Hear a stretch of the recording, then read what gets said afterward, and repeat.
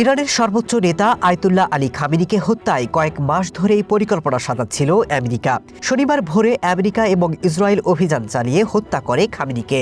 কিন্তু ইরানের প্রতিরক্ষা বলয় ভেদ করে কিভাবে খামেনিকে হত্যা করল আমেরিকা তা নিয়ে উঠেছে নানা প্রশ্ন।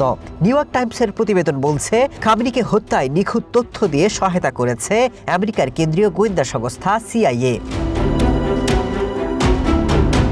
খামেনিকে প্রতি মুহূর্তে নজরদারিতে রেখেছিল সিআইএ। তার অবস্থান সম্পর্কে সুনির্দিষ্ট তথ্য তাদের কাছেই ছিল, যেসব তথ্য ইসরায়েলি গোয়েন্দাদের সাথে ভাগাভাগি করে আসছিল সিআইএর কর্মকর্তারা।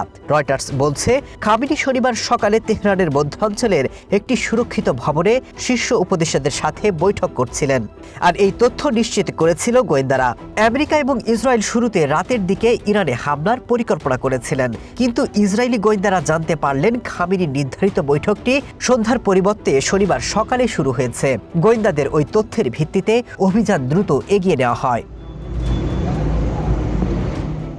শীর্ষ উপদেষ্টাদের সাথে খামেনির বৈঠকের বিষয়টি নিশ্চিত হওয়ার পরই আমেরিকা এবং ইসরায়েলের যৌথ বিমান এবং নৌ হামলা শুরু হয়। পরিকল্পনা অনুযায়ী প্রথমে ইরানের সর্বোচ্চ নেতাকে লক্ষ্য করে হামলার সিদ্ধান্ত নেওয়া হয়, কারণ সময় পেলে তিনি আত্মগোপনে যেতে পারেন বলে ধারণা করছিল সিআইএ।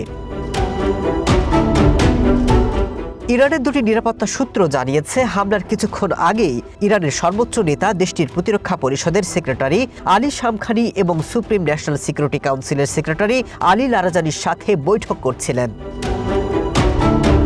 ভোর ৬টায় শুরু হওয়া ওই অভিযানে ইসরায়েল এবং আমেরিকার কয়েক ডজন যুদ্ধবিমান তেহরানে পৌঁছাতে প্রায় ২ ঘন্টা সময় নেয়। সকাল ৯টা ৪০ মিনিটে খামেনির ব্যাপক নিরাপত্তা বেষ্টিত ভবনে ৩০টি বোমা ফেলে তা পুরোপুরি ধ্বংস করে দেয় বিমানগুলো।